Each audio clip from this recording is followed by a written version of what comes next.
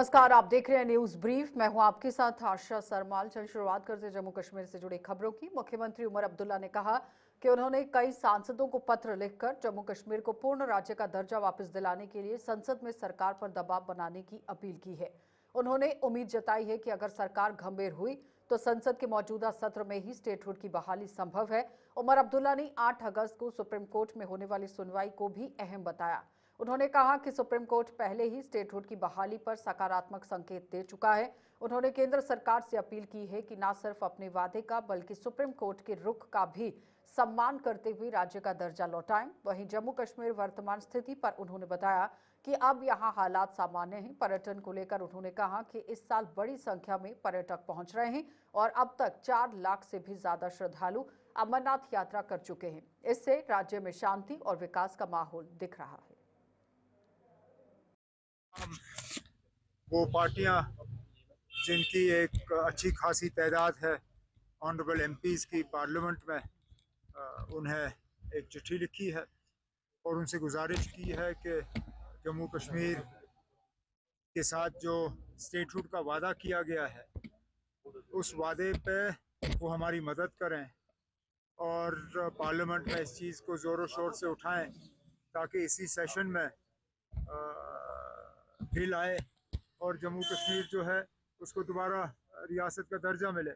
ये किसी एक फ़र्द की बात नहीं है, ये किसी एक पार्टी की बात नहीं है, ये हुकूमत की बात नहीं है। ये जम्मू कश्मीर के लोगों के साथ एक वादा किया गया है। ये वादा अवामी जलसों में हुआ है, ये वादा सुप्रीम कोर्ट के सामने हुआ है, ये वादा पार्लियामेंट में हुआ है। अब हम चाहते हैं कि वादा पूरा हो। तो सुप्रीम कोर्ट में इसकी हियरिंग भी होगी 8 तारीख। अच्छी बात है, 8 तारीख को इसके लिए तारीख तय हुआ है और मैं उम्मीद करूंगा कि सुप्रीम कोर्ट इस बात का जो है वो ख्याल रखें कि जब 5 अगस्त का फैसला उन्होंने सुनाया, उस फैसले के दौरान उन्होंने ये कहा था कि जल्द से जल्द एज सुन एज पॉसिबल जो है जम्मू कश्मीर को दोबारा रियासत का दर्जा मिल जाना चाहिए। एज सुन एज पॉसिबल को होते होते अब कितने साल हो गए, अभी तक हमें मिला नहीं। अब उम्मीद करते हैं कि जिस तरह इलेक्शन भी अगर सुप्रीम कोर्ट ने वक्त की पाबंदी नहीं लगाई होती, शायद आज मैं वज़ीर आला की हैसियत से आप लोगों से आज बात नहीं कर रहा होता। आज इलेक्शन हुए क्योंकि सुप्रीम कोर्ट ने वक्त की पाबंदी लगाई, एक डेट मुकर्रर किया और उस डेट के अंदर अंदर इलेक्शन जो हैं वो किए गए। हम चाहते हैं कि स्टेटहुड के लिए भी अब बहुत टाइम हो गया है। अब अदालत को सुनवाई के बाद फौरी तौर स्टेटहुड का जो है, अगर गवर्नमेंट की तरफ से नहीं होता फिर अदालत की तरफ से होना होगा। बंगाल भी गए, गुजरात कितना होता है कि टूरिज्म यहाँ बढ़ेगा? अब तादाद तो बढ़ रही है। जो 22 अप्रैल के हमले के बाद हालात थे वो हालात है नहीं। यात्रा भी ठीक रही।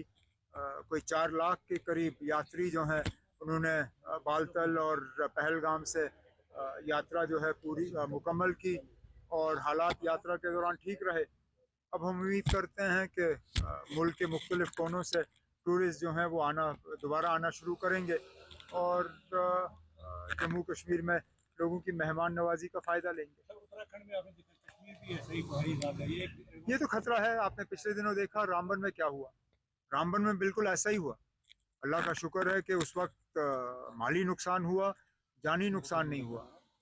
लेकिन जिस तरह मौसम के हालात बदल रहे हैं, जिस तरह हम जंगलों को हम साफ कर रहे हैं, जिस तरह हम पहाड़ों को काट रहे हैं, मुझे लगता है कि हमें भी इस तरह का खतरा है और इसका हमें ख्याल ज़रूर रखना होगा। उत्तराखंड में जो हुआ हमें बहुत अफसोस है और हम उत्तराखंड के लोग और उत्तराखंड की हुकूमत के साथ पूरी तरह से खड़े हैं। श्री बुड्ढा अमरनाथ जी की वार्षिक तीर्थ यात्रा आज औपचारिक रूप से संपन्न हो गई है। इस अवसर पर यात्रा का अंतिम जत्था मंदिर पहुंचा, जिसमें देश भर और जम्मू कश्मीर के विभिन्न हिस्सों से हजारों श्रद्धालुओं ने हिस्सा लिया। श्रद्धालुओं ने बाबा बुड्ढा अमरनाथ जी के दरबार में ही शीश नवाकर धर्म के प्रति अपनी आस्था व्यक्त की। इस बार यात्रा में पिछले वर्षों की तुलना में ज्यादा श्रद्धालुओं की भागीदारी दर्ज की गई है, जिससे धार्मिक उत्साह चरम पर रहा। श्रद्धालुओं ने यात्रा के दौरान सुरक्षा, भंडारा, आवास, चिकित्सा जैसी प्रशासनिक व्यवस्थाओं पर संतोष व्यक्त किया है और प्रबंधन की सराहना की है। प्रशासन द्वारा श्रद्धालुओं की सुविधा के लिए विशेष इंतजाम किए गए थे। यात्रा के समापन के बाद कल वीरवार को छड़ी मुबारक को दशनामी अखाड़ा पुंज से ही मंडी ले जाया जाएगा, जहां विशेष पूजा अर्चना की जाएगी और इसके 3 दिन बाद श्रावण पूर्णिमा की पावन पर्व पर रक्षाबंधन का त्योहार श्रद्धा और उल्लास के साथ मनाया जाएगा।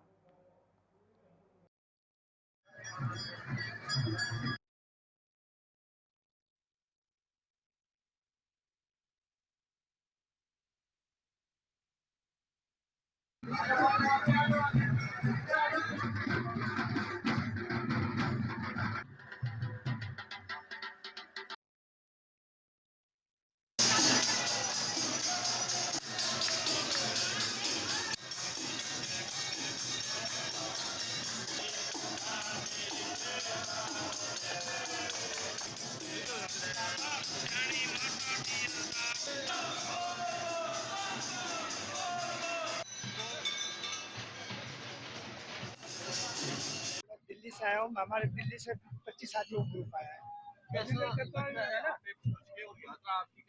बहुत ही अच्छी यात्रा हुई है और बहुत ही अच्छा लग रहा है। पहली बार आया हूँ मैं और हमारा ग्रुप पहले आ चुका है और बहुत ही सुंदर लगता है यहाँ पे। और ये लग रहा है कि जैसे कि कश्मीर में हम अपने भाइयों से दोबारा उनका जो है ना सम्मान और उसके लिए आए। क्या मानते हैं आपकी यात्रा सफल हो गई है अच्छे से बेहतर से? जब तक मैं जल नहीं चढ़ा लूंगा कैसे कहूँगा इस बारे में अभी नहीं कह सकता जब तक शिव हमारा जल स्वीकार नहीं करेगा। तो क्या पैगाम रहेगा आपका?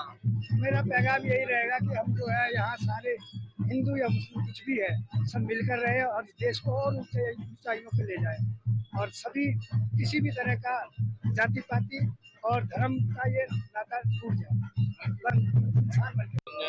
लास्ट ईयर से यहाँ पर आ रहे हैं और बहुत अच्छा लगता है यहाँ के।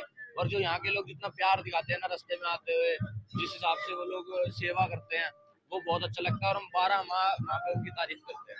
लोगों तक यहाँ के प्यार लोगों से एक ही पैगाम देना चाहूंगा कि यहाँ पर आने से पहली बात तो बहुत लोग डरते हैं, बिकॉज पुंछ एरिया ऐसा है कि थोड़ा डेंजर है। पर यहाँ पर जब यात्रा निकलती है ना तो यहाँ पर मिलिट्री बहुत सेफ्टी देती है, बहुत ज्यादा सेफ्टी देती है। तो यहाँ पर आने से बिल्कुल ना डरें और जिस हिसाब से हमारी इंडियन आर्मी सेफ्टी देती है तो उनके लिए एक बहुत बड़ी रिस्पेक्ट है, क्योंकि बहुत अच्छी सेफ्टी देती है। आप हर साल यहाँ पे हाँ जी, हर साल आते हैं। कैसा लगता है यहाँ पे? यहाँ पर आके मतलब बहुत अच्छा लगता है। आते आते हम माता के भी दर्शन करके आते हैं, वैष्णो देवी के, और बहुत अच्छा लगता है। यहाँ के बहुत अच्छा लग रहा है। पिछले साल भी आए थे जब भी बहुत अच्छा लगा था और अब भी बहुत अच्छा लग रहा है। यहाँ की खूबसूरती जो यहाँ पर प्यार मोहब्बत मिल रही है और जो सेवा मिल रही है ना वो कहीं पर भी नहीं है। जो छोटे छोटे बच्चे सेवा कर रहे हैं बहुत लाजवाब कर रहे हैं। मेरा ये रहेगा कि सब में एकता होनी चाहिए। हिंदू धर्म में सबको एक दूसरे का ख्याल रखना चाहिए और अपने धर्म के लिए जागरूकता आनी चाहिए। इस वर्ष की वार्षिक अमरनाथ यात्रा सफलतापूर्वक संपन्न हुई है, जिसमें 4 लाख से ज्यादा श्रद्धालुओं ने पवित्र गुफा तक अपनी आध्यात्मिक यात्रा पूरी की है। उपराज्यपाल के नेतृत्व में प्रशासन, डीसी गांदरबल और पुलिस नोडल अधिकारी शाहिद चौधरी, बीआरओ की 122वीं और साथ ही साथ आप देखिए आरसीसी को संयुक्त प्रयासों की व्यापक सराहना मिल रही है। और लंगर संचालकों ने प्रशासन की व्यवस्थाओं की सराहना करते हुए कहा कि सफाई, सुरक्षा और लॉजिस्टिक के बेहतर प्रबंध के कारण उन्हें श्रद्धालुओं की सेवा में कोई कठिनाई नहीं हुई है। डीसी गांदरबल की सक्रिय निगरानी और विभागों के बीच में बेहतर तालमेल ने यात्रा को सहज और सुरक्षित बनाया है। पुलिस ने भी कानून व्यवस्था बनाए रखने के लिए भीड़ नियंत्रण और 24 घंटे सहायता प्रदान कर सराहनीय भूमिका निभाई। नोडल अधिकारी शाहिद चौधरी की उपस्थिति में यहां यात्रा को शांतिपूर्ण बनाने में प्रमुख भूमिका निभाई गई है। वहीं बीआरओ ने कठिन भालटाल गुफा मार्ग को हर मौसम में सुगम बनाए रखने के लिए निरंतर कार्य किया।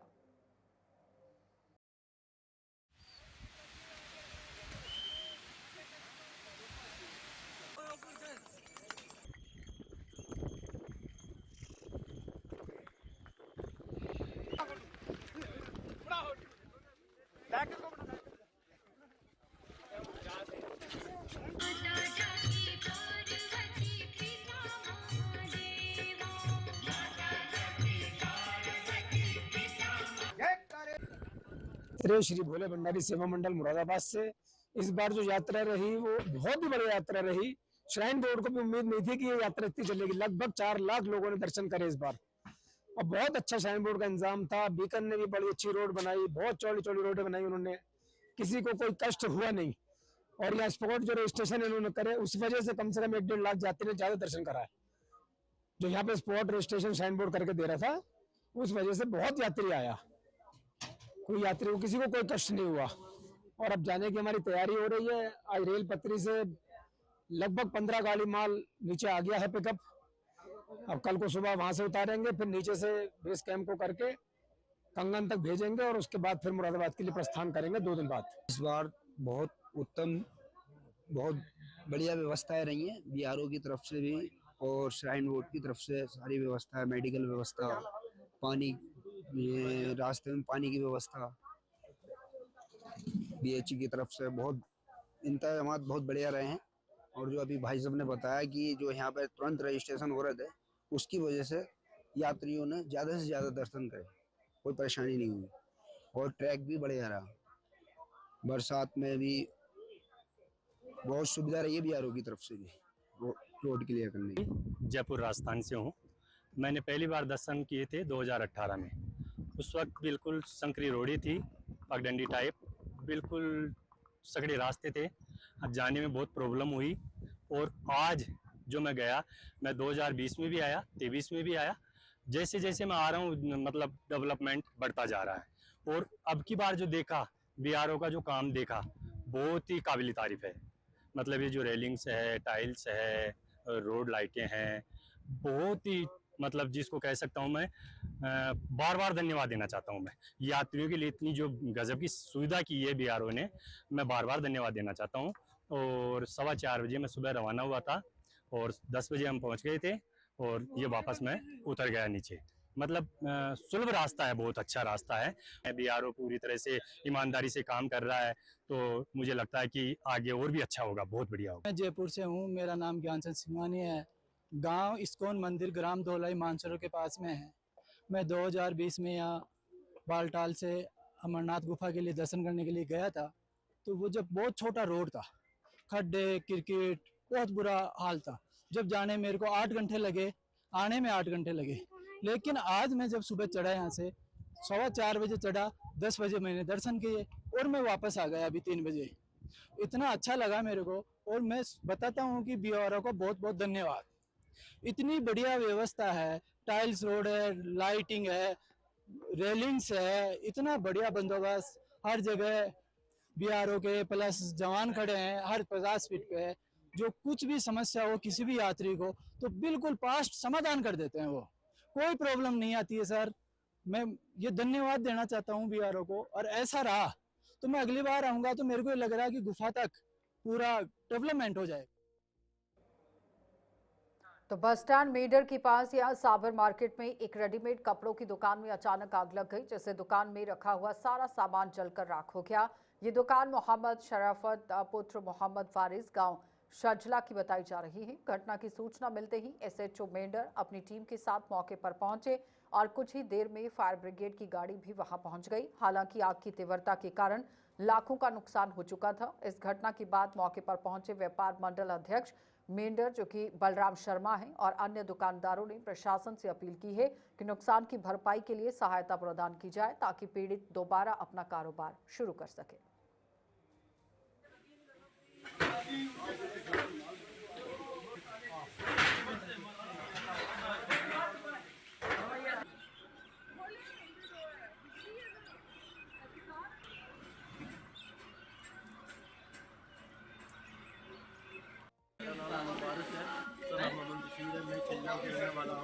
थोड़ी देर में दुकान कर रहे थे किराए पे, जी साहब मुस्तफ़ा की दुकान किराए पे लेके हम कर रहे थे। तो हमने ये मेरा बेटा ये दुकान कर रहा था, मैं भी साथ में था।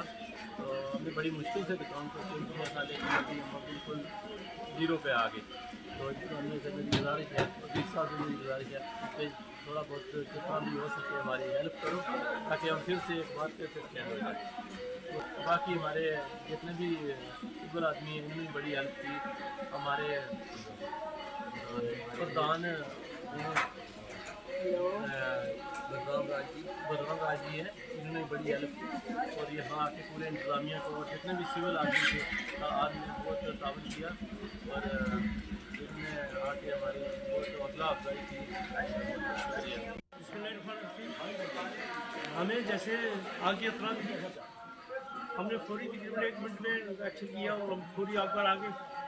तो हमने पूरी कोशिश की कि हम जल्द से जल्द आग पर काबू हमने पा लिया। और उसके बाद हमें थोड़ा शटर तोड़ने में हमें देर लगी, 1-2 मिनट हमारे ज़ाया हो गए। तो एसएचओ साहब भी मौके पर आ गए और मीडिया भी मौके पर आ गया, व्यापार मंडल बलराम सरनाम भी आ गए। तो हमने इंशाल्लाह वो अपनी तरफ से पूरी कोशिश की कि आग में जल्दी से जल्दी काबू पाया जाए। शुक्रिया। व्यापार मंडल सेक्रेटरी भी आ गए और लोग जो है वो भी आ गए।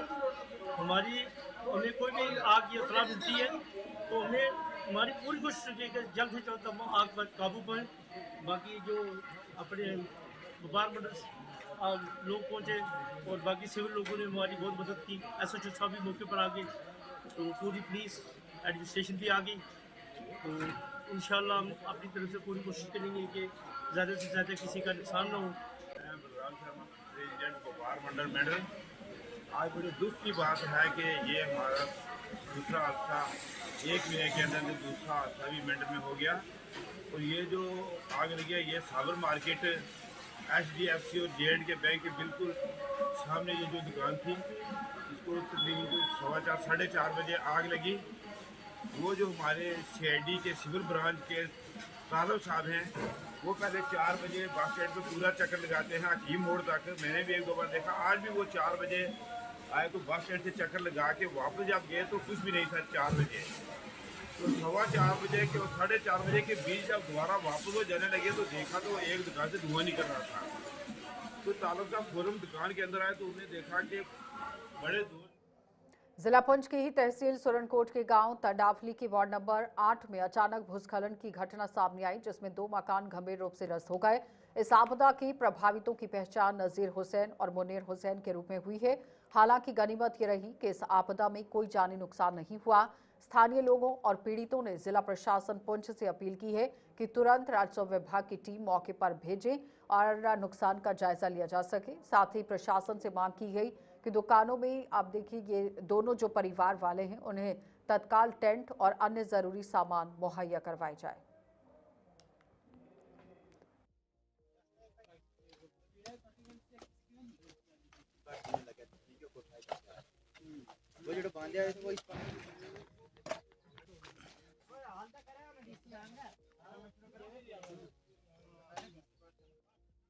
तो आज रात को लैंडस्लाइडिंग हुई है 4 बजे, जिसमें हमारा मकान पूरा डैमेज हो गया। बहुत बड़े बड़े पत्थर आए हैं, हमने आपको वीडियो दिखाई थी। तो अब हमारी ये एडमिनिस्ट्रेशन से और तहसीलदार साहब से रिक्वेस्ट है कि हमें उसका मुआवजा दिया जाए। नायब साहब वहाँ खुद गए हुए थे, वहाँ वो पूरा देख कर आए हैं। पटवारी साहब भी साथ थे।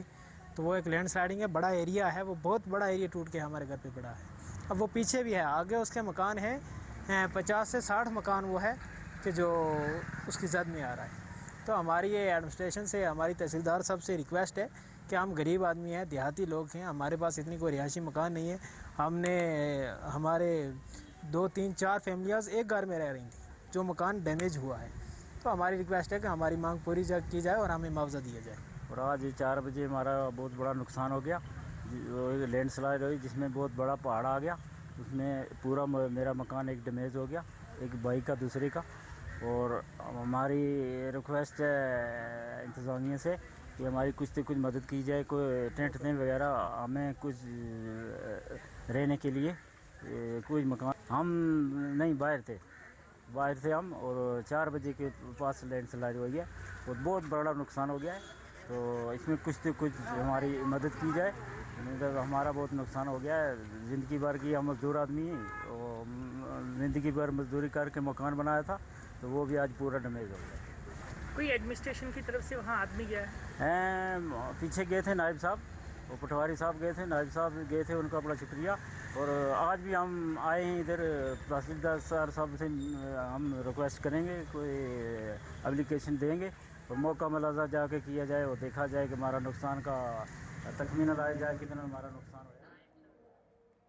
यूथ सर्विसेज एंड स्पोर्ट्स विभाग पुंछ द्वारा आज अंडर 14 आयु वर्ग के लिए क्रिकेट ट्रायल का आयोजन किया गया। इस ट्रायल में जिले के विभिन्न स्कूलों के लड़कों के साथ साथ लड़कियों ने भी बढ़ चढ़कर भाग लिया है।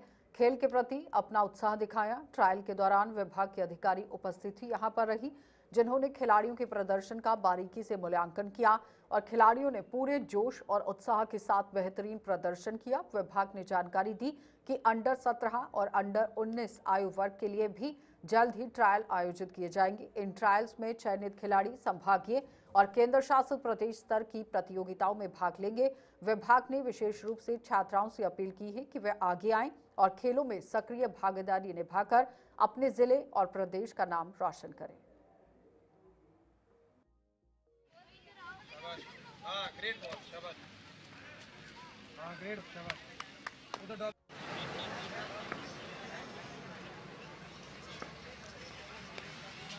तो आज ये देखा गया है कि डिस्ट्रिक्ट पुंछ की काफ़ी जोन से जो है अंडर 14 में बच्चे पार्टिसिपेट कर रहे हैं। और सबसे बड़ी बात यह है कि हमारे लिए कि 17 के करीब जो है आज जो है बच्चियां जो है ट्रायल देने के लिए आई, ये बहुत बड़ी बात है हमारे लिए। और इससे ये हो रहा है कि सितंबर में जो है अंडर 17 और अंडर 19 यूटी लेवल जो है डिपार्टमेंट यूथ सर्विस स्पोर्ट्स का वो पुंछ में हो रहा है। तो हमें उम्मीद है कि जिस तरीके से सिलेक्शन हो रही है, सिलेक्शन कमेटी बनाई गई है डिपार्टमेंट की तरफ से, वो एक फेयर सिलेक्शन होकर एक अच्छी टीम हम बनाने में कामयाब होंगे। तो इसका जो मकसद यही है कि यहाँ से पुंछ की जो टीम्स रेज की जाएं, जो फर्दर आने वाले यूटी लेवल और डिवीज़न लेवल जो टूर्नामेंट में पार्टिसिपेट करेंगी।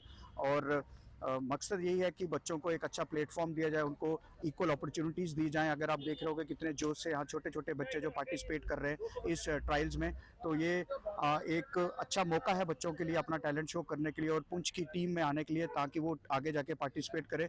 और हम district youth service and sports officer जो मोहम्मद कासिम जी हैं, उन्होंने एक सिलेक्शन कमेटी भी यहाँ पे जो है वो बनाई है, जो इन बच्चों को जो टीम को सिलेक्ट करेगी और उसके बाद फर्दर इनकी एक कोचिंग कैंप यहाँ पे लगाया जाएगा। उसके बाद ये बच्चे वहाँ जाके पार्टिसिपेट करेंगे। और आपको बताता चलूँ कि इस बार फर्स्ट टाइम ऐसा हुआ कि गर्ल्स की जो 2 इवेंट्स जो हैं अंडर 17 और अंडर 19 गर्ल्स के जो टूर्नामेंट है यूटी लेवल, वो हमारे डिस्ट्रिक्ट पुंछ में ही होने जा रहे हैं। और ये भी एक बड़ी अच्छी बात है, हमारे यहाँ के बच्चों को एक्सपोजर मिलेगा और जो दूसरे डिस्ट्रिक्ट के बच्चे वो भी यहाँ के खेलेंगे और हमारे बच्चों के साथ वो जब खेलेंगे तो ऑब्वियस है कि उनका एक्सपीरियंस भी बढ़ेगा। तो हमारी कोशिश यही है कि बेस्ट की टीम यहाँ से दी जाए और ताकि वो अच्छा पार्टिसिपेट कर सके। उधमपुर की चनैनी तहसील के ही बड्डा लड्डा गांव से सनसनीखेज मामला सामने आया है, जहां पर शादी के महज 2 महीने बाद 21 वर्षीय ऋतु देवी का शव संदिग्ध हालत में फंदे से लटकता हुआ मिला है। ऋतु पूर्व सरपंच प्रकाश की बेटी थी। मृतका के परिवार का आरोप है कि ऋतु की हत्या उसके पति शक्ति और ससुर शंकर द्वारा की गई है। वहीं पुलिस ने मामला दर्ज कर शव को पोस्टमार्टम के लिए भेज दिया है और अपनी जांच शुरू कर दी है। इस घटना से गांव में शोक और आक्रोश का माहौल है।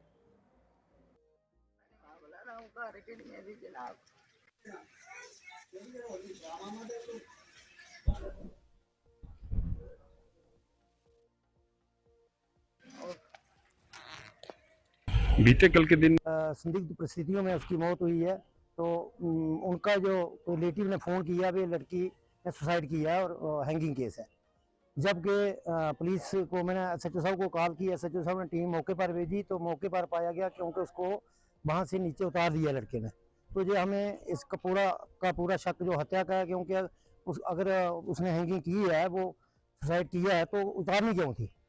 तो हमारा पूरा का पूरा शक जो है वो इसकी हत्या की गई है, साजिश में ये हत्या हुई है। और उसके बाद वो लड़का खुद भी फ़ोन कर सकता था अगर उसने ये किया हुआ है, पर लड़के ने खुद फ़ोन किया, कहीं रिलेटिव को बुला के 2-3 घंटे का टाइम लिया। जबकि हमारी बात उनके ससुराल पक्ष से हुई तो वो बोलते हैं भाई उनके आपस में कोई झगड़ा नहीं था, तो वो तो बहुत बड़े मतलब के प्यार से रहते थे। और 12-1 बजे तक वो अगर इकट्ठे रह रहे हैं तो 3 बजे सुसाइड कैसे हो गया। ये एक समाज के लिए बहुत गलत मैसेज है। आए दिन ये बच्चियों को मारा जा रहा है, इसके ऊपर कानून की पुलिस की तरफ से, एडमिनिस्ट्रेशन की तरफ से सख्त कार्रवाई होनी चाहिए। हमारी जो मांग है, जहाँ तक ऐसे बंदे को फांसी होनी चाहिए ताकि आइंदा आने वाले टाइम में किसी की बच्ची की जान ना जाए। तो ये अभी मात्र 2 महीने पहले शादी हुई है, 2 महीने तक तो अपने रिलेटिव का पता नहीं होता है भाई अभी जहाँ मेरी सासू माँ कौन है, चाची सास कौन है, या मेरा देवर कौन है, जेठ कौन है। 2-2, 4-4 महीने बाद कई रिलेटिव बाहर में जाते हैं। आजकल तो साल में एक लगभग यहाँ पे लाख पूरी की जाती है, महीने बाद की जाती है। 2 महीने में लड़की को मार दिया, ये हमारे समाज के लिए भी अच्छा नहीं है और उस बच्ची की जान गई, ये बड़े एक अफसोस की बात है। इसके ऊपर कड़ी से कड़ी कार्रवाई जो होनी चाहिए। और उन्होंने परसों किया था फ़ोन मेरी बहन ने, वो उसने कुछ बताया नहीं। फिर कल घर वालों को फ़ोन किया तो उन्होंने बोला कि वो कह रहे कि कुछ उसने लड़के ने दारू पी है तो मेरे साथ ऐसे बदतमीजी करे, इसको समझाओ। घर वाले ने समझाया होगा। फिर 4 बजे फ़ोन करते घर वाले कि उसको दर्द हो रही है। फिर इन्होंने फ़ोन किया तो कह रहे कि जल्दी आओ इधर। हम पहुँचे भी नहीं थे तो ऊपर से डेड बॉडी ले आए थे। तब तक बोलते फांसी लगी है। तो हमें तो उन पर शक है कि उन्होंने मार दिया, नहीं तो हमें दिखाना चाहिए था उन्होंने कि इसका हमें इंसाफ मिलना चाहिए। तो जम्मू में महाराजा हरि सिंह पार्क के पास आज एक सड़क हादसा हुआ। जानकारी के अनुसार गलत दिशा से आ रही तेज रफ्तार टेम्पो ने एक स्कूटी को टक्कर मार दी। टक्कर इतनी जबरदस्त थी कि स्कूटी सीधा टेम्पो के नीचे फंस गई और गनीमत ये रही कि इस हादसे में स्कूटी सवार को गंभीर चोटें नहीं आई हैं, वह बाल बाल बच गया। वहीं मौके पर मौजूद लोगों ने टेम्पो के चालक को पकड़कर पुलिस के हवाले कर दिया है। हादसे को लेकर लोगों में आक्रोश है और ट्रैफिक व्यवस्था पर भी सवाल उठाए जा रहे हैं।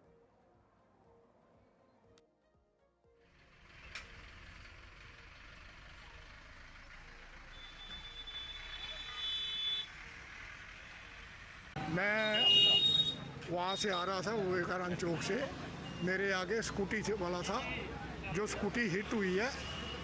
इधर से टेम्पो आया रॉन्ग साइड से अंदर से। जो चलाने वाला था वो ड्राइवर नहीं था, ड्राइवर उसके साथ बैठा हुआ था। चलाने वाला अनट्रेन था, उसने स्कूटी को हिट किया। जैसे ही उसने स्कूटी हिट की तो स्कूटी मेरे टायर पिछले पे लगी और स्कूटी वाला पीछे गिर गया और उसने जो ड्राइवर था भागने की कोशिश की, मैंने पकड़ लिया उसको। जो चला रहा था और ड्राइवर भी उसके साथ था, पुलिस के हवाले कर दिया और गाड़ी की चाबी भी पुलिस के हवाले कर दी। ये तो सामने दिख रहा है टेम्पू वाले का कसूर है, जो ड्राइवर नहीं है। ड्राइवर बिना लाइसेंस के ड्राइवर गाड़ी चला रहा है, जो ड्राइवर बैठा हुआ साथ में। और आपको तो खुद समझ होनी चाहिए। चलिए न्यूज़ ब्रीफ में इतना ही, इजाजत दीजिए, नमस्कार।